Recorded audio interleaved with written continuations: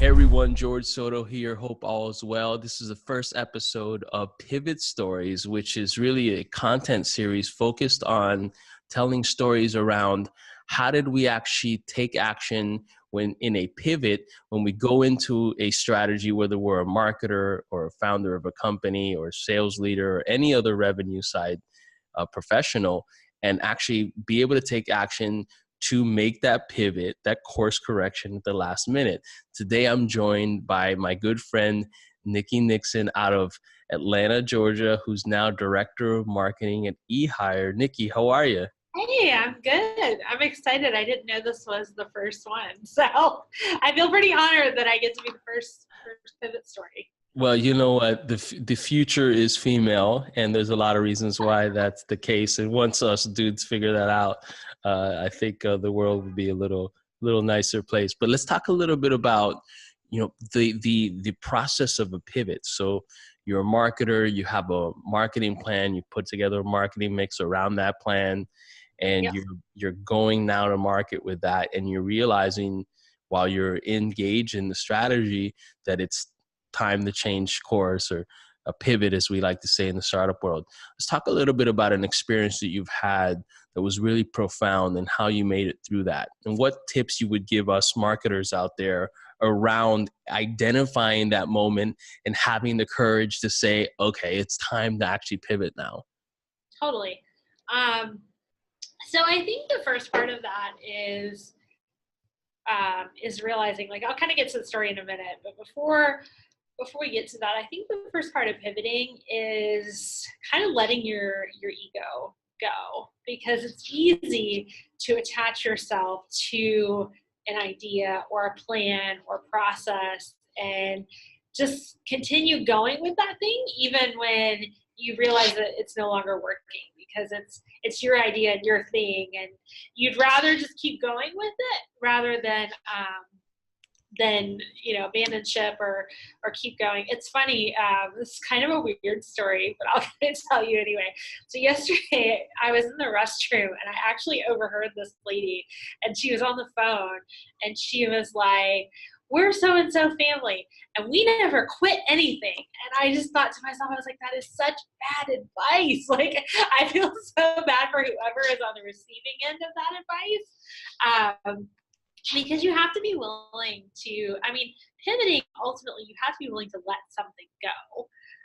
It's not just a pivot. It's, okay, I'm going to let go of this thing so that I can move on to this other thing. So the story with that, so I helped launch and run FlipMyFunnel for many, many years. And one of the biggest pivots that we did there was realizing, so if you think about the account-based marketing movement, we realized pretty quickly, probably about a year into this journey, that it wasn't just marketing.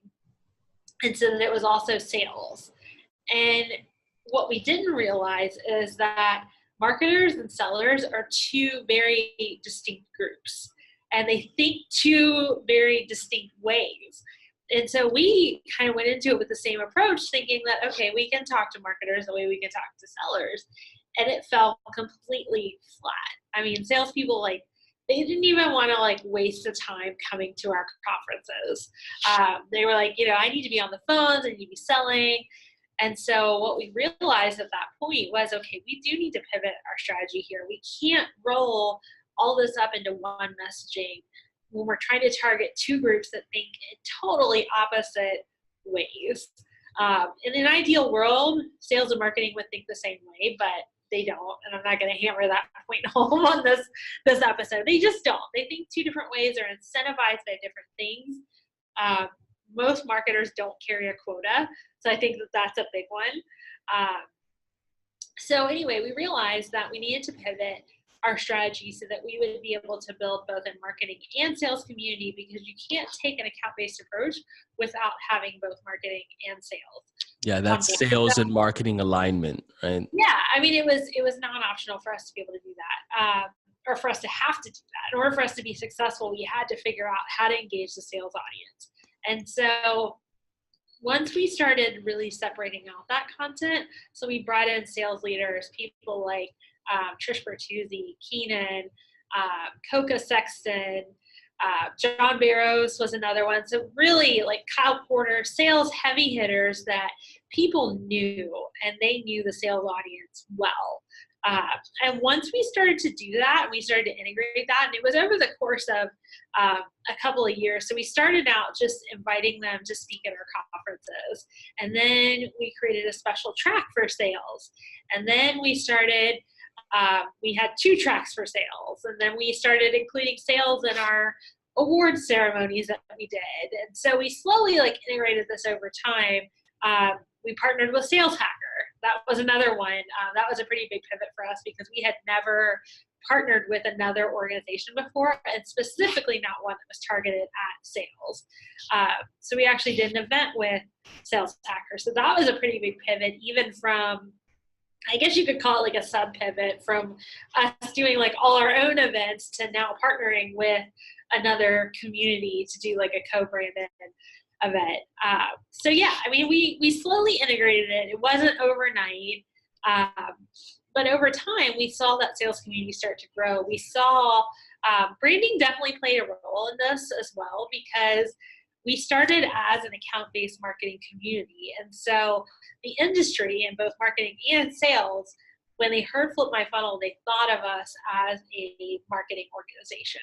And so it took a long time to really shift that perception to, oh, no, they do have sales as well. And so like partnering with Sales Hacker was a big part of that. Bringing in people that they knew was also a big part of that. Because now we could say to that salesperson that was like, oh, why should I leave my desk and spend a day with you? Well, because we've got all the people that you respect, like Craig Rosenberg was another one that came in. And some of those do speak effectively to both audiences. I think Craig does a fantastic job with that. But a lot of them are very specialized. So yeah, over time, we started to see a shift, and that was really, so the pivot paid off. But it definitely required us to let go of this blanket strategy and move more into a specialized strategy. Gotcha. Awesome. So the pivot is really, and this is so interesting because I think this is a process that happens a lot in particularly on the revenue side, right? I'm sure there's, on engineering, product, and other aspects of the business.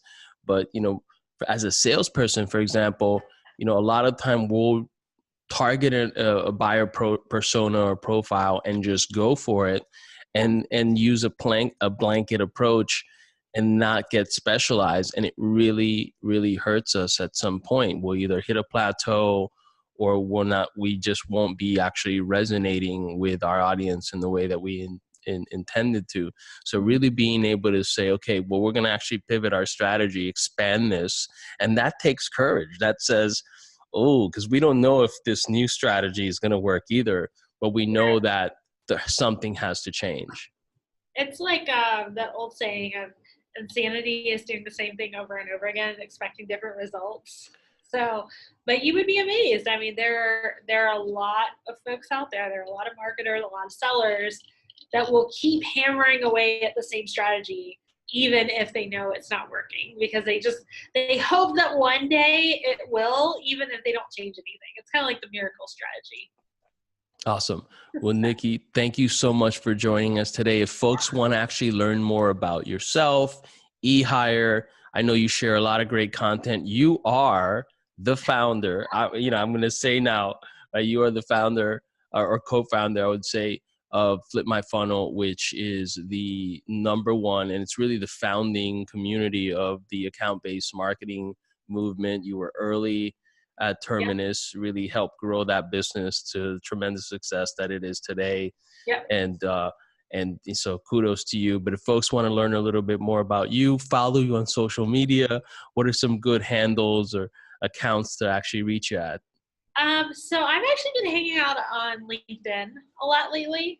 So you can find me on LinkedIn, Nikki Nixon in Atlanta. So, and we're doing a lot of cool stuff here at Ehire now, which is really awesome, in the account-based approach. So definitely, I've written some blogs on Ehire, so check out ehire.com /blog is also a great place to find some good content around company culture and hiring and things like that, because, and I think you said this earlier on, you know, if you don't have the right team in place, it's really hard to do anything. And so that's what's exciting to me now, is really thinking about like the humans that bring it all to life. So, Amen. Well, yep. awesome. Well, have a wonderful day, and hope to see you soon.